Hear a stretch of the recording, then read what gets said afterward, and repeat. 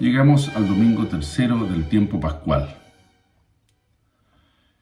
Y en el Santo Evangelio se nos continúan relatando las apariciones de Jesús a sus discípulos. Dice el Evangelio de San Juan, que escucharemos hoy día, que hemos escuchado en la Santa Misa. En aquel tiempo Jesús apareció otra vez a los discípulos junto al lago de Tiberíades. Y se apareció de esta manera. Estaban juntos Simón, Pedro, Tomás, apodado el mellizo, Natanael, el de Caná de Galilea, los Zebedeos y otros 2 discípulos suyos. Y Simón les dijo: vamos a pescar. Ellos contestan: vamos también nosotros contigo. Salieron y se embarcaron, y aquella noche no cogieron nada. Estaba ya amaneciendo cuando Jesús se presentó en la orilla, pero los discípulos no sabían que era Jesús. Jesús les dice: muchachos, ¿tenéis pescado? Ellos le contestaron: no. Y él les dice: echen la red a la derecha de la barca y encontrarán. La echaron y no podían sacarla por la multitud de peces. Y aquel discípulo a quien Jesús amaba le dice a Pedro: es el Señor. Al oír que era el Señor, Simón Pedro, que estaba desnudo, se ató la túnica y se echó al agua. Los demás discípulos se acercaron en la barca porque no distanciaba de tierra más que unos 200 codos, remolcando la red con los peces. Y al saltar a tierra, ven unas brasas con un pescado puesto encima y pan.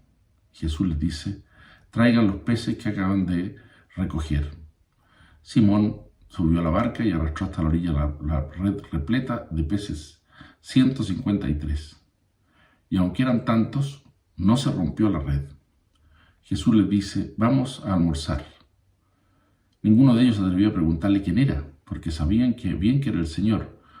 Jesús se acerca, toma el pan y se los da, y lo mismo el pescado. Esta fue la tercera vez que Jesús se apareció a los discípulos después de resucitar de entre los muertos. Después de comer, dice Jesús a Simón: Simón, hijo de Juan, ¿me amas más que estos? Y él le contesta: sí, Señor, tú sabes que te quiero. Jesús le dice: apacienta mis corderos. Por segunda vez, Simón, hijo de Juan, ¿me amas? Él le contesta: sí, Señor, tú sabes que te quiero. Y él le dice: pastorea mis ovejas. Y por tercera vez le pregunta: Simón, hijo de Juan, ¿me quieres? Se entristeció Pedro de que le preguntara por tercera vez: ¿me quieres? Y le contestó: Señor, tú conoces todo, tú sabes que te quiero. Jesús le dice: apacienta mis ovejas. En verdad te digo que cuando eras joven tú mismo te ceñías e ibas donde querías. Pero cuando seas viejos, extenderás las manos y otro te ceñirá y te llevará donde no quieras. Esto dijo aludiendo a la muerte con que iba a dar gloria a Dios. Dicho esto, añadió: sígueme. Queridos hermanos, de este evangelio que acabamos de escuchar podemos sacar muchas conclusiones interesantes para nuestra vida espiritual. La primera es que los discípulos les costaba creer que Jesús había resucitado. Y el Señor entonces va poco a poco apareciéndoseles, hablándoles, encontrándose con ellos para que se convenzan de que es verdad. Y es lo mismo que nos pasa a nosotros. En estas verdades fundamentales de la fe, que tienen que ver con la vida del Señor, nos cuesta algunas veces creer en sus milagros, nos cuesta creer en su presencia y algunas veces nos cuesta creer en su resurrección.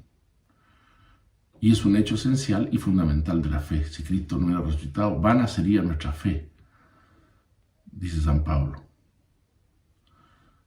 El segundo hecho interesante es que después de todos estos acontecimientos, de los 3 años con el Señor, de la pasión, de la predicación, estos hombres habituados al trabajo vuelven al trabajo. Estamos hoy día en el Día Mundial del Trabajo. El trabajo es la vocación del hombre. Era también la vocación de los apóstoles, de los discípulos de Jesús. Y por eso Pedro le dice: vamos a pescar, vamos nosotros contigo. Era su trabajo. Por así decirlo, el Señor los fue a buscar en medio del trabajo y ellos permanecieron en ese trabajo mientras no recibieron la misión apostólica de dedicarse completamente a la enseñanza del Evangelio, como ocurre en Pentecostés. Es importante esto. El trabajo es la vocación del hombre, nos enseñó Juan Pablo II. El mismo libro del Génesis dice que el hombre y la mujer fueron creados para trabajar y custodiar el lugar que habían sido entregados por ellos, el paraíso terrenal.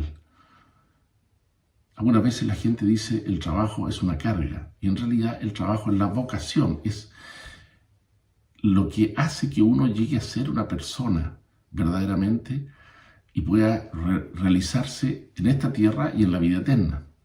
Cualquier trabajo, el intelectual, el material, el manual, el trabajo de un empresario, el trabajo de un empleado, el trabajo de un trabajador que está en una obra material, todo trabajo es motivo de imitar al Señor en su vida oculta de 30 años que pasó Él trabajando con sus manos, con un serrucho, con una sierra, con una herramienta para hacer piezas de madera, muebles, o quizá, como dice algún padre de la iglesia, cosas de hierro necesarias para la agricultura, necesarias para una casa.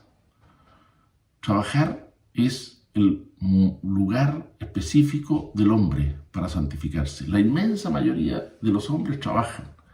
Todos tenemos una ocupación. Los levantamos día a día. ¿Y cómo se hace para que eso nos conduzca a Dios? Ofreciéndolo.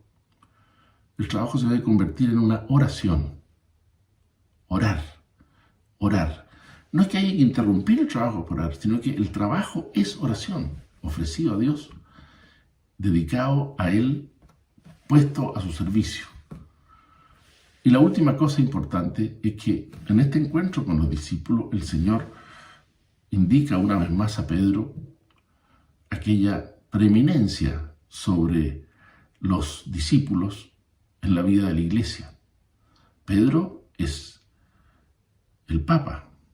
Pedro es Francisco, que tiene la misión de guiar a la iglesia en los momentos que vivimos, y más adelante otro, y antes el Papa Benedicto, y antes el Papa Juan Pablo, y así podríamos recorrer casi 300 y tantos papas en la vida de la iglesia.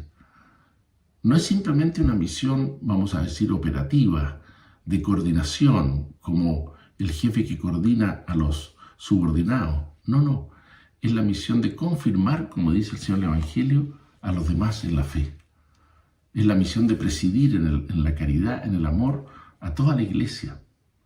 Nosotros los obispos tenemos que permanecer unidos a Pedro y unidos a nuestros hermanos en el episcopado, trabajando juntos. Esta semana hemos estado en asamblea plenaria y hemos dedicado muchas horas a dialogar, a conversar de nosotros, de nuestras tareas, de nuestras dificultades, de nuestras alegrías. Pedro es la cabeza de la iglesia, Francisco es la cabeza de la iglesia. Y por lo tanto, cuando algunas veces nos entra alguna preocupación de qué va a pasar, que la iglesia en Alemania, que la iglesia en Chile, que el tema de la falta de vocaciones, que el tema de los abusos, tenemos un camino, y ese camino lo marca Pedro, que confirma a sus hijos, a sus hermanos en la fe. Hoy es un día también, por lo tanto, para rezar por el Santo Padre Francisco, especialmente para que el Señor le dé fuerza y fortaleza, y particularmente porque en los últimos tiempos ha estado aquejado de una dolencia en una de sus rodillas que le ha impedido realizar todos los trabajos que debe realizar como él quisiera. Vamos a pedir, queridos hermanos, en este Día Internacional del Trabajo, que todos tengamos un trabajo. Está produciéndose en cierto ambiente, en cierto ámbito, momentos de cesantía. La realidad que vive el país, consecuencia de la realidad interna, externa, la guerra de Europa y tantas cosas, hacen que hermanos nuestros pierdan su trabajo. Y cuando el hombre no trabaja, queda sin su propia vocación. Por eso hemos de esforzarnos, quienes son empresarios, medianos, pequeños, de mantener la fuente de trabajo, porque no solamente se trata de mantener la fuente económica para que sobreviva una familia y pueda vivir, sino que también para que las personas puedan realizarse. Pidamos al Señor que en este Día Internacional del Trabajo haya paz, haya armonía entre trabajadores y empresarios, entre los que son los que dirigen las empresas y los que trabajan en ellas. Pidamos por nuestros sindicatos, por las personas que muchas veces guían los movimientos sindicales, para que siempre sean factores de paz y de unidad en la sociedad. Y también pidamos por nuestro Santo Padre, el Papa Francisco, para que el Señor lo conserve, le dé fortaleza, le dé alegría, le dé salud en la guía de toda la Iglesia. Con mi afectuosa bendición.